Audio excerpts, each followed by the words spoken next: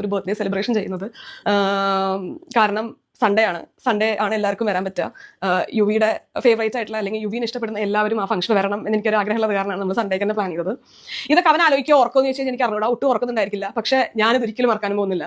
അതുകൊണ്ട് എൻ്റെ ലൈഫിൽ ഏറ്റവും ഇമ്പോർട്ടൻ്റ് ആയിട്ടുള്ള ഡേയ്സിൽ ഒന്ന് തന്നെയാണ് ജൂലൈ 17. കുറേ പേരെ വിളിക്കുന്നു, അവരവസരം വരുന്നു, അവരവസരം കൊച്ചിനെ എടുത്തുകൊണ്ട് പോകുന്നു, തിരിച്ചു തരുന്നില്ല.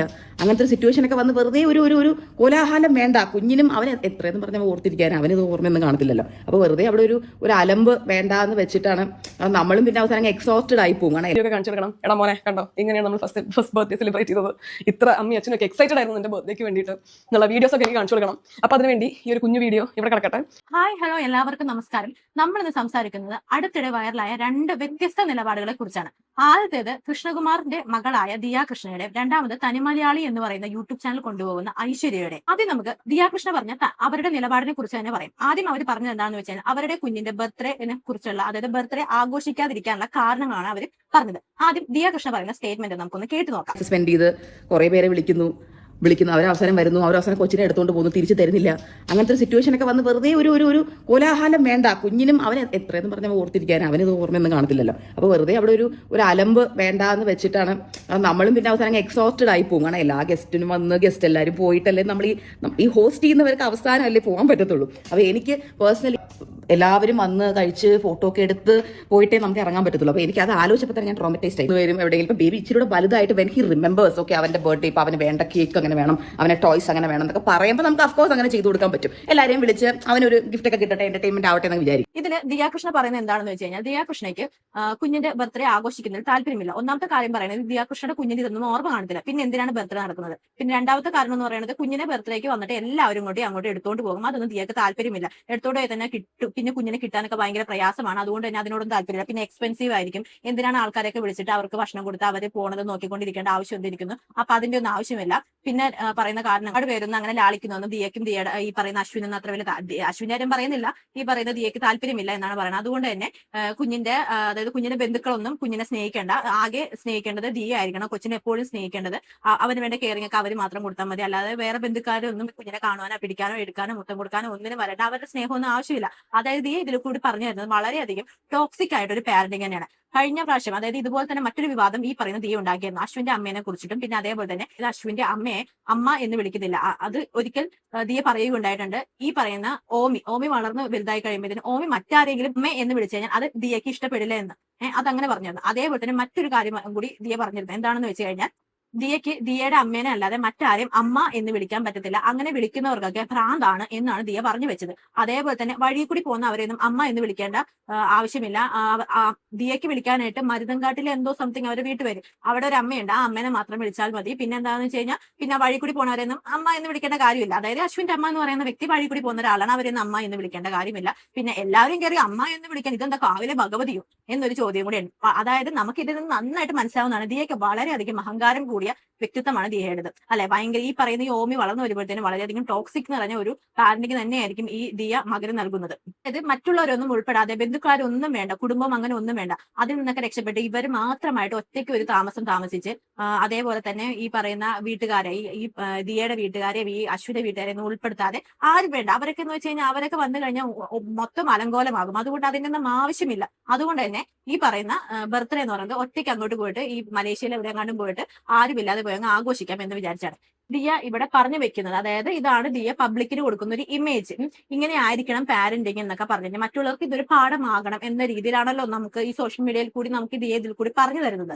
എന്നാൽ അതിന് തികച്ചും വ്യത്യസ്തമായിട്ട് കുറെ എന്താ പറയാ കേരളത്തിന്റെ ഒരു തനിമയും സംസ്കാരം അതിനൊക്കെ ഉൾപ്പെടുത്തിക്കൊണ്ടാണ് തനി മലയാളി എന്ന യൂട്യൂബ് ചാനൽ കൊണ്ടുപോകുന്ന അതായത് ഐശ്വര്യ എന്ന് പറയുന്ന പെൺകുട്ടി വന്നിട്ട് അവരുടെ ഒരു കാഴ്ചപ്പാടിനെ കുറിച്ച് പറഞ്ഞത്. ഞാൻ ഈ ചാനലിൽ വർഷങ്ങളായിട്ടുള്ള ഒരു വ്യൂവർ ആട്ടോ. എനിക്ക് ഭയങ്കര ഇഷ്ടമാണ് ഇവരുടെ ഓരോ വീഡിയോസും, ഇവരുടെ ഓരോ ഷോർട്സും, ഇവരുടെ ഓരോ വ്ലോഗും. കാരണം അതിലൊക്കെ അവരുടെ ഒരു ഒരു സിംപ്ലിസിറ്റി അതിനകത്ത് ശരിക്കും ഉണ്ട്. അവർ UK-ലാണ് സ്റ്റേ ചെയ്യണമെങ്കിലും പക്ഷെ എന്താ പറയുക, നമുക്ക് അവരുടെ വ്ലോഗ് കണ്ടു കഴിഞ്ഞാൽ ശരിക്കും ഒരു തനി മലയാളി തന്നെയാണെന്ന് തോന്നും. ഒരു UK-ൽ പോയി നിൽക്കുന്ന ഒരു ആർഭാടമോ ഒരു ജാടയോ അങ്ങനെ ഒന്നും തനി മലയാളി എന്ന് പറയുന്ന വ്ലോഗിൽ ഞാൻ കണ്ടിട്ടില്ല. എനിക്കെന്തോ വളരെയധികം ഇഷ്ടമാണ് അവരുടെ വ്ലോഗ്.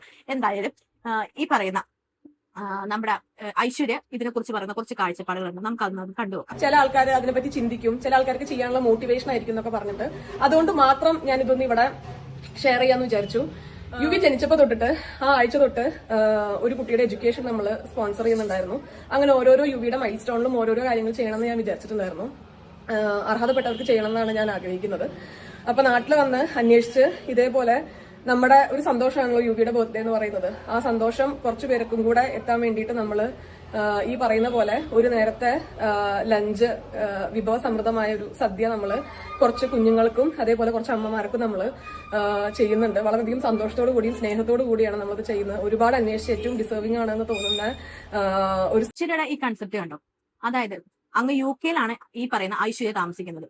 സ്വന്തം കുഞ്ഞിന്റെ ആദ്യത്തെ ബർത്ത്ഡേ അത് അങ്ങ് UK-യിൽ നിന്ന് ടിക്കറ്റ് എടുത്തുകൊണ്ടുവന്ന് നമ്മുടെ നാട്ടിലേക്ക് വന്ന് സ്വന്തം കുടുംബത്തിന്റെയും ഭർത്താവിന്റെ കുടുംബത്തിന്റെയും അവരെ സ്നേഹിക്കുന്ന, അതായത് ആ കുഞ്ഞിനെ സ്നേഹിക്കുന്ന എല്ലാവരുടെയും കൂടെ ആ ബർത്ത്ഡേ ആഘോഷിക്കണം എന്ന് കരുതുകയും അതേപോലെ തന്നെ ആ സമയത്ത് തന്നെ കുറെ അമ്മമാർക്കും കുറെ മക്കൾക്കൊക്കെ അവർക്ക് വേണ്ട ഒരു നേരത്തെ ഭക്ഷണം ആ കുട്ടികൾക്കും മറ്റുമായിട്ട് കൊടുക്കാൻ അങ്ങനെ ഒരു മനസ്സ്, അതായത് അവർക്ക് ചെയ്തു കൊടുക്കുന്ന ഏറ്റവും വലിയൊരു ഉപകാരം തന്നെയാണ് അല്ലെ. ഇതിൽ നിന്ന് നമുക്ക് മനസ്സിലാക്കാൻ പറ്റുന്നത് ദിയയുടെ പാരന്റിങ്ങും ഈ പറയുന്ന ഐശ്വര്യയുടെ പാരന്റിങ് തമ്മിൽ ഡിഫറൻസ് ആണ് നമ്മൾ മനസ്സിലാക്കേണ്ടത്. ദിയയുടെ പാരന്റിംഗ് എന്ന് പറഞ്ഞാൽ ഭയങ്കര വലിയൊരു ടോക്സിക് മാത്രമാണ്, ഒരു ടോക്സിക് പാരന്റിംഗ് തന്നെ നമുക്ക് പറയേണ്ടി വരും. കാരണം എന്ന് വെച്ചാൽ ആ കുഞ്ഞ് മറ്റാരെയും അമ്മ എന്ന് വിളിക്കുന്നത് പോലും, അതായത് ഒരു വയസ്സാകുന്നതിന് മുൻപ് തന്നെ ദിയ പറഞ്ഞൊരു സ്റ്റേറ്റ്മെന്റ് ആണ്, ആ കുട്ടി മറ്റാരെയും അമ്മ എന്ന് വിളിക്കുന്നത് പോലും ദിയയ്ക്ക് ഇഷ്ടമല്ല എന്നുള്ള കാര്യം. നിങ്ങളൊന്ന് ആലോചിച്ച് നോക്കി, ആ കുട്ടി എത്രമാത്രം ഇതിലൂടെ ആയിരിക്കും ഇനി വളരാൻ പോകുന്നത്. അതേപോലെ തന്നെ ഈ പറയുന്ന ബന്ധുമിത്രാദികളൊന്നും ഈ ദിയയുടെ കുഞ്ഞിനെ ഒന്നും എടുക്കുന്നൊന്നും ദിയയ്ക്ക് ഇഷ്ടമല്ല. അങ്ങനെ ഒരു കാര്യം കൂടി ദിയ പറഞ്ഞു വെക്കുന്നുണ്ട്. നേരെ തിരിച്ചാണ് ഈ പറയുന്ന വ്ളോഗർ ഐശ്വര്യ പറയുന്നത്. എന്താന്ന് വെച്ച് കഴിഞ്ഞാൽ ആ കുടുംബത്തിന്റെ സന്തോഷത്തോടെ വേണം അവന്റെ ബർത്ത്ഡേ ആഘോഷിക്കാനായിട്ട്. തന്റെ കുഞ്ഞിനെ സ്നേഹിക്കുന്ന എല്ലാവരും ആ ബർത്ത്ഡേയിൽ ഉൾപ്പെടണം എന്നാണ് ഈ പറയുന്ന ഐശ്വര്യ ആഗ്രഹിക്കുന്നത്. വന്ന് പറയുന്ന ഒരു സ്റ്റേറ്റ്മെന്റ് ഉണ്ടാവില്ല, എന്തിനാണ് ഈ ബർത്ത്ഡേ ഒക്കെ ആഘോഷിക്കുന്നത്, അവന് ഇതൊന്നും ഓർമ്മ ഉണ്ടാവില്ല. അവന് ഓർമ്മയുള്ള സമയത്താണ് ഇത് സെലിബ്രേറ്റ് ചെയ്യണമെങ്കിൽ പറയാം, കാരണം അപ്പൊ അവന് ഓർമ്മയുണ്ട്, അവനും ഇത് എൻജോയ് ചെയ്തു. ഇത് അവൻ ഓർമ്മയും കാണത്തില്ല, അവനൊന്നും കാണത്തില്ല, പിന്നെ എന്തിനാണ് ഇങ്ങനെ ഒരു ബർത്ത്ഡേ ആഘോഷം വെക്കുന്നത്, അതിനൊന്നും ആവശ്യമില്ല എന്ന് ദിയ ഒരു സ്റ്റേറ്റ്മെന്റ് പറയുന്നുണ്ട്. അപ്പൊ പക്ഷെ അതിന് പകരമായിട്ട് ഈ പറയുന്ന ഐശ്വര്യലക്ഷ്മി ഒരു കാര്യം പറയുന്നുണ്ട്, അത് നമുക്കൊന്ന് കേട്ടു നോക്കാം. ഒരു ബർത്ത്ഡേ സെലിബ്രേഷൻ ചെയ്യുന്നത് കാരണം സൺഡേ ആണ് എല്ലാവർക്കും വരാൻ പറ്റുക. യുവിയുടെ ഫേവറേറ്റ് ആയിട്ടുള്ള അല്ലെങ്കിൽ യുവിനെ ഇഷ്ടപ്പെടുന്ന എല്ലാവരും ആ ഫംഗ്ഷൻ വരണം എന്ന് എനിക്കൊരു ആഗ്രഹമുള്ളത് കാരണമാണ് നമ്മൾ സൺഡേക്ക് തന്നെ പ്ലാൻ ചെയ്തത്. ഇതൊക്കെ അവൻ ആലോചിക്കുക ഓർക്കുമെന്ന് ചോദിച്ചാൽ എനിക്ക് അറിഞ്ഞൂടാ, ഒട്ടും ഓർക്കുന്നുണ്ടായിരിക്കില്ല. പക്ഷെ ഞാനിത് ഒരിക്കലും മറക്കാനും പോകുന്നില്ല. അതുകൊണ്ട് എൻ്റെ ലൈഫിൽ ഏറ്റവും ഇമ്പോർട്ടൻ്റ് ആയിട്ടുള്ള ഡേയ്സിൽ ഒന്ന് തന്നെയാണ് ജൂലൈ 17. അപ്പോൾ ഇത് ഏറ്റവും സ്പെഷ്യലായിട്ട് നിൽക്കണം. നാളെ എനിക്ക് യുവിക്ക് ഇങ്ങനെ ഇരുന്നിട്ട് വീഡിയോ ഒക്കെ കാണിച്ചെടുക്കണം. എടാ മോനെ കണ്ടോ, ഇങ്ങനെയാണ് നമ്മൾ ഫസ്റ്റ് ബർത്ത്ഡേ സെലിബ്രേറ്റ് ചെയ്തത്, ഇത്ര അമ്മയും അച്ഛനൊക്കെ എക്സൈറ്റഡ് ആയിരുന്നു എൻ്റെ ബർത്ത്ഡേക്ക് വേണ്ടിയിട്ട് എന്നുള്ള വീഡിയോസ് ഒക്കെ എനിക്ക് കാണിച്ചു കൊടുക്കണം. അപ്പൊ അതിനുവേണ്ടി ഈ ഒരു കുഞ്ഞു വീഡിയോ. ദിയയുടെ കാഴ്ചപ്പാടും ഈ പറയുന്ന ഐശ്വര്യയുടെ കാഴ്ചപ്പാടും തമ്മിലുള്ള വ്യത്യാസം. ഇനി ദിയ പറയുന്ന മറ്റൊരു സ്റ്റേറ്റ്മെന്റ് ഉണ്ട്, നിങ്ങൾ ആരും മറന്നു കാണില്ല എന്ന് വിചാരിക്കുന്നു. വഴിക്കൂടി പോണ ആരെയും എനിക്ക് അമ്മ എന്ന് വിളിക്കാൻ പറ്റത്തില്ല, അതുപോലെ തന്നെ എല്ലാവരും അമ്മ എന്ന് വിളിക്കാൻ അവർക്കൊക്കെ ഭ്രാന്താണ് എന്നും പറയുന്നുണ്ട്. മൂന്നാമത്തെ സ്റ്റേറ്റ്മെന്റ്, എല്ലാവരും അമ്മ എന്ന് വിളിക്കാനായിട്ട് അവരൊക്കെ എന്താ കാവിലെ ഭഗവതിയോ, ഇങ്ങനെ 3 സ്റ്റേറ്റ്മെന്റ് പറയുന്നുണ്ട്. അപ്പൊ അതിനെ കുറിച്ച് നമുക്കൊരു ഐശ്വര്യയുടെ തന്നെ ഒരു വേർഷൻ നമുക്കൊന്ന് കണ്ടു നോക്കാം. അമ്മ സാരിയൊക്കെ എടുത്ത് മെച്യൂരിറ്റി ആണോ?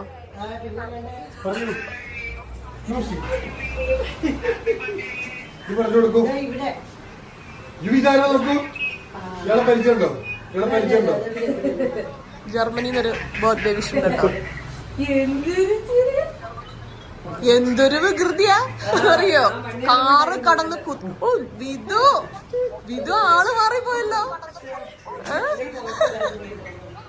സ്വന്തം വീട്ടുകാരോടല്ല ഈ സംസാരിക്കുന്നത്, ഭർത്താവിന്റെ വീട്ടുകാരോടാണ്. അതും സ്വന്തം വീട്ടുകാരെ കൂട്ട് തന്നെ. സ്ത്രീകൾക്ക് അറിയാവുന്ന ഒരു കാര്യമാണ്, എന്തൊക്കെ വന്നാലും സ്വന്തം വീട്ടുകാരെ പോലെ നമുക്ക് ഒരിക്കലും ഈ പറയുന്ന ഭർത്താവിന്റെ വീട്ടുകാരെ കാണാൻ പറ്റില്ല എന്നുള്ള കാര്യം. അത് പക്ഷേ എന്റെയൊക്കെ സങ്കല്പത്തിൽ എനിക്കൊന്നും അങ്ങനെയല്ല കേട്ടോ. എനിക്ക് എന്റെ പാരന്റ്സ് ആണെങ്കിലും എന്റെ ഹസ്ബൻഡിന്റെ പാരന്റ്സ് ആണെങ്കിലും രണ്ടുപേരും ഒരേ രീതിയിൽ തന്നെയാണ് എനിക്ക്. അത് ഭർത്താവിന്റെ അമ്മയെ വിളിക്കുന്നത് ആന്റി എന്നോ ചേച്ചി എന്നോ അതേപോലെ തന്നെ വഴി കൂടെ പോകുന്നവരെന്നോ അല്ലെങ്കിൽ കാവിലെ ഭഗവതിനെ കളിയാക്കി പറയുക അങ്ങനെയൊന്നും അല്ല ഈ പറയുന്ന ഐശ്വര്യ പറയുന്നത്. സ്വന്തം അമ്മേനെ വിളിക്കുന്നത് എന്താണോ അത് തന്നെയാണ് ഈ പറയുന്ന ഈ ഭർത്താവിന്റെ അമ്മനെ വിളിക്കുന്നത്.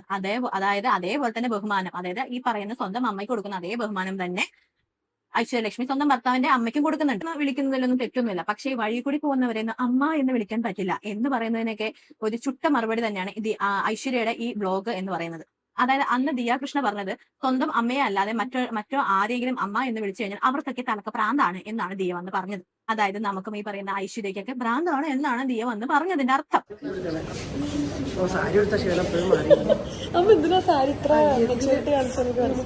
ഭയങ്കര കുറ്റബോധം. ഞാൻ ചുരിദാർ ഇട്ടു. ഇവിടെ ഇപ്പൊ അധികം സാരി എടുക്കാനൊരു ഓപ്പർച്യൂണിറ്റി കിട്ടുന്നില്ല. സ്കൂളിൽ പോകുമ്പോൾ കിട്ടണ്ടേ? ഞാൻ വിചാരിച്ചു ശരി സാരിയാണ്. ജീൻസ് വെച്ച് ക്ഷീണമാണോ സാരി എടുത്ത് ക്ഷീണമാണോ കൂടുതലും? രണ്ടും ഉണ്ട്. എങ്ങനെ ഉണ്ടാവും ജീൻസ്? കുഴപ്പമില്ല. നോക്കിക്കേ, ഭർത്താവിന്റെ അമ്മയോട് സ്വന്തം അമ്മയെ പോലെ അല്ലെങ്കിൽ നല്ല ഫ്രണ്ട്ലി ആയിട്ട് അല്ലെങ്കിൽ ഒരു അടുത്ത ബന്ധമുള്ള ഒരാളോട് പെരുമാറുന്ന കൂട്ട് ഈ പറയുന്ന ഐശ്വര്യ പെരുമാറുന്നത് നോക്കൂ. ഞാൻ ഭർത്താവിന്റെ അമ്മേനെ അമ്മയെന്ന് തന്നെ വിളിക്കണത്. ദിയ ഇതൊക്കെ ഒന്ന് കാണണം. ദിയെ കാണും, ദിയയുടെ ഭർത്താവ് എന്ന് പറയുന്നത് ഭർത്താവ് ഉദ്യോഗസ്ഥൻ ജോലി ചെയ്യുന്ന അശ്വിൻ എന്ന ആളും ഇത് കാണണം കേട്ടോ. അതായത് ഇതിൽ നിന്ന് നമുക്ക് മനസ്സിലാക്കാം രണ്ടുപേരുടെ കാഴ്ചപ്പാടുകളാണ്. ഒരു ഭാഗത്ത് ഈ പറയുന്ന ദിയാകൃഷ്ണ പറഞ്ഞു വെക്കുന്ന കുറച്ച് അഭിപ്രായങ്ങൾ, അതായത് മറുവശത്ത് എല്ലാവർക്കും പ്രിയങ്കരിയായ തനിമലയാളി എന്ന് പറയുന്ന യൂട്യൂബ് ചാനൽ കൊണ്ടുപോകുന്ന ഐശ്വര്യ പങ്കുവെക്കുന്ന മനോഹരമായ കാഴ്ചപ്പാടുകളെ കുറിച്ചാണ്. രണ്ട് നിലപാടുകളും താരതമ്യം ചെയ്യാൻ നേരത്ത് ഒരാൾ ചെയ്യുന്ന എന്താണെന്ന് വെച്ച് കഴിഞ്ഞാൽ ബന്ധുക്കളെയും ബന്ധുമിത്രാദികളെയും എല്ലാവരെയും അങ്ങ് അകറ്റി നിർത്തി ഒറ്റപ്പെട്ട് ആഘോഷങ്ങളും കാര്യങ്ങളൊക്കെ ആഘോഷിക്കണമെന്നും മറ്റൊരാൾ കാണിച്ചു തരുന്നത് എല്ലാവരും കൂട്ടിച്ചേർത്ത് അതേപോലെ തന്നെ ഒരു ആഘോഷം എന്ന് പറയുമ്പോൾ അതിലൊരു ഒത്തുചേരലും അതിലൊരു സ്നേഹവും ഒരു എന്താ പറയണ ഒരു ബന്ധത്തിന്റെ ആഴങ്ങളും മനസ്സിലാക്കി തരുന്നതാണ് തനിമലയാളി എന്ന് പറയുന്ന വ്ളോഗർ, അതായത് ഐശ്വര്യ നമുക്ക് കാണിച്ചു തരുന്നത്. അതായത് ഐശ്വര്യ മറ്റൊരു കാര്യം കൂടി നമുക്ക് ഇതിലൂടെ കാണിച്ചു തരുന്നുണ്ട്. ഭർത്താവിന്റെ അമ്മയെ ആയാലും മുതിർന്നവരെ ആയാലും സ്നേഹിക്കുകയും ബഹുമാനിക്കുകയും ചെയ്യണം എന്നൊരു കാര്യം കൂടി ഐശ്വര്യ ഇതിലൂടെ നമുക്ക് കാണിച്ചു തരുന്നുണ്ട്. അതേപോലെ തന്നെ ഇതിൽ നിന്ന് നമുക്ക് മറ്റൊരു കാര്യം കൂടി മനസ്സിലാക്കാം. ഈ ഐശ്വര്യ എന്ന് പറയുന്ന വ്ളോഗർ നമുക്ക് മനസ്സിലാക്കി തരുന്നത് വ്ളോഗർമാർ മറ്റുള്ളവരെ അതായത് സമൂഹത്തെ സ്വാധീനിക്കുന്നവരായതുകൊണ്ട് തന്നെ നമ്മൾ ഒരു വീഡിയോസും മറ്റും പബ്ലിക്കിലോട്ട് ഷെയർ ചെയ്യാൻ നേരത്ത് അത് മറ്റുള്ളവർക്ക് വലിയൊരു പാഠമായി മാറും. അതാണ് ഐശ്വര്യ എന്ന് പറയുന്ന വ്യക്തി നമുക്ക് ഇതിലൂടെ കാണിച്ചു തരുന്നത്. ഓരോരുത്തർക്കും അവരുടേതായ വ്യക്തി സ്വാതന്ത്ര്യമുണ്ട്, അതൊക്കെ ശരി തന്നെ. പക്ഷേ എങ്കിലും ഒരു കുടുംബമായിട്ട് മുന്നോട്ട് പോകുമ്പോൾ വിട്ടുവീഴ്ചകളും സ്നേഹവുമൊക്കെ പ്രാധാന്യം നിറയുന്നത് തന്നെയാണ്. ഈ രണ്ട് വ്യത്യസ്ത കാഴ്ചപ്പാടുകളെ കുറിച്ച് നിങ്ങൾക്ക് എന്താണ് തോന്നുന്നത്? നിങ്ങളുടെ അഭിപ്രായങ്ങൾ താഴെ കമന്റ് ബോക്സിൽ രേഖപ്പെടുത്തുമല്ലോ. വീഡിയോ ഇഷ്ടമെങ്കിൽ ഒന്ന് ലൈക്ക് ചെയ്യാനും സബ്സ്ക്രൈബ് ചെയ്യാനും അതേപോലെ തന്നെ ചാനലിന് ഹൈപ്പ് ചെയ്യാനും മറക്കരുത്. അപ്പൊ എല്ലാവർക്കും ബൈ ബൈ.